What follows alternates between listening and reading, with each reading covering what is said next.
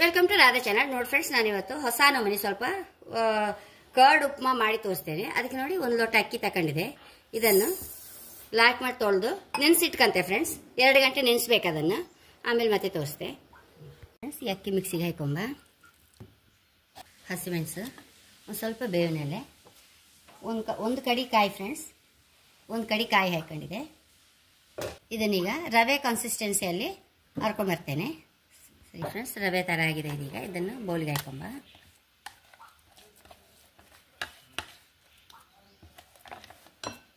Friends, ಇದಕ್ಕೆ ಬೇಕಾದಷ್ಟು ಉಪ್ಪು ಹಾಕ್ಕೊಂಡು ಒಂದು ಕಪ್ಪು ಹುಳಿ ಮೊಸರು ಹಾಕೊಂಡಿದೆ.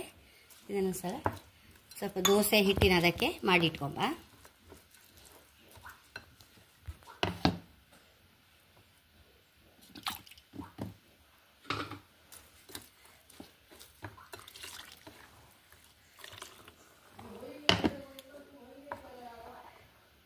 ಫ್ರೆಂಡ್ಸ್, ಹೀಗೆ ದೋಸೆ ಹಿಟ್ಟಿನ ಅದಕ್ಕೆ ರೆಡಿ ಮಾಡಿ ಇಟ್ಕೊಂಬ.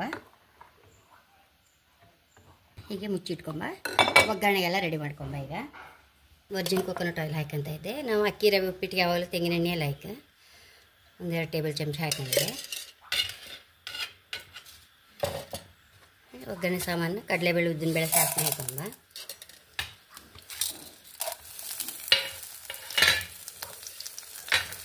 ಸಾಸಿವೆ ಇಟ್ಟುವಾಗ ಬೇಳೆ ಹಾಕೊಂಡ, ಈರುಳ್ಳಿ ಹಾಕೊಂಡ,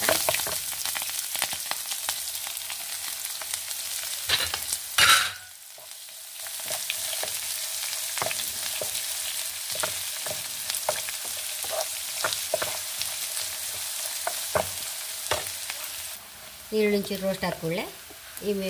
ಈ ಬ್ಯಾಟರ್ ಹಾಕೊಂಬದಕ್ಕೆ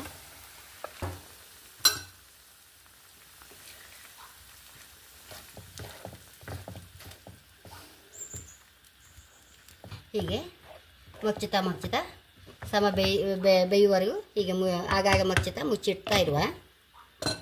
ಹೀಗೆ ಮಚ್ಚುತ್ತಾ ಆಗಾಗ ಮೀಡಿಯಮ್ ಫ್ಲೇಮ್ ಇರಲಿ, ದೊಡ್ಡ ಬೆಂಕಿ ಬೇಡ. ನೋಡಿ, ಆಗಾಗೆ ಹೀಗೆ ಮುಚ್ಚುತ್ತಾ ಬರುವ. ಬಾಂಚಲ್ ತೆಗುವ. ಬೆಂದಿದೆ ಲಾಯ್ಕು. ನಾವು ಹಿಟ್ಟು ಮಾತ್ರ ಸರಿ ದೋಸೆ ಹಿಟ್ಟಿನ ಅದಕ್ಕೆ ಇಟ್ಕೊಳ್ಬೇಕು ಫ್ರೆಂಡ್ಸ್. ಆವಾಗಲೇ ಕರೆಕ್ಟ್ ಆಗೋದು. ಒಂಚೂರು ಗಟ್ಟಿ ಹಿಟ್ಟಾದರೆ ಮತ್ತು ಇದು ರವೆ ಬೇಯೋದಿಲ್ಲ ಇದ್ರೊಳಗಿದ್ದದು. ನೋಡಿ, ಹೈ ಕ್ಲಾಸ್ ಬೆಂದಿದೆ. ಈಗ ಬೌಲಿಗೆ ಹಾಕೊಂಬ. ಇದನ್ನು ಮತ್ತೊಂದು ಸ್ವಲ್ಪ ಹಾಕೊಂಬ. ನೋಡಿ ಫ್ರೆಂಡ್ಸ್, ತುಂಬ ರುಚಿಯಾಗಿದೆ. ಮೇಯ್ನ್ ಅಷ್ಟೇ ನಮ್ಮ ದೋಸೆ ಹಿಟ್ಟಿನ ಹದಕ್ಕೆ ಇಟ್ಕೊಳ್ಬೇಕು. ಹಿಟ್ಟು ಏನಾದ್ರು ಹದ ಆದರೆ ಮತ್ತೆ ರವೆ ಬೇಯೋದಿಲ್ಲ ಫ್ರೆಂಡ್ಸ್. ಮತ್ತು ನಾವು ಅಕ್ಕಿ ರವೆದು ಉಪ್ಪಿಟ್ಟು ಮಾಡ್ತೇವೆ ಹೌದು, ಆದರೆ ಇದರ ಟೇಸ್ಟೇ ಬೇರೆ. ಅಕ್ಕಿ ನೆನೆಸಿ ನಾವು ರವೆ ಮಾಡಿ ಉಪ್ಪಿಟ್ಟು ಮಾಡೋ, ಕಾಯಿ ಹಾಕಿ ಅರ್ದು ಆ ಥರ ಉಪ್ಪಿಟ್ಟು ಮಾಡ್ರೆ ಒಂದು ಹುಳಿ ಮೊಸರು ಹಾಕಿ ತುಂಬ ಅಂದರೆ ತುಂಬ ರುಚಿ ಆಯ್ತು ಫ್ರೆಂಡ್ಸ್. ಮತ್ತು ನಾನಂತೂ ವರ್ಜಿನ್ ಕೊಕೊನಟ್ ಆಯಿಲ್ ಹಾಕಿದೆ ಅಲ್ಲ, ಅದಕ್ಕೇನೋ ತುಂಬ ರುಚಿಯಾಗಿತ್ತು. ಖಂಡಿತ ನೀವು ಸಹ ಟ್ರೈ ಮಾಡಿ ಫ್ರೆಂಡ್ಸ್. ನನ್ನ ಚಾನಲ್ ಇಷ್ಟ ಸಬ್ಸ್ಕ್ರೈಬ್ ಮಾಡಿ, ಲೈಕ್ ಮಾಡಿ, ಕಾಮೆಂಟ್ ಮಾಡೋದನ್ನ ಮರೆಯಬೇಡಿ. Thank you.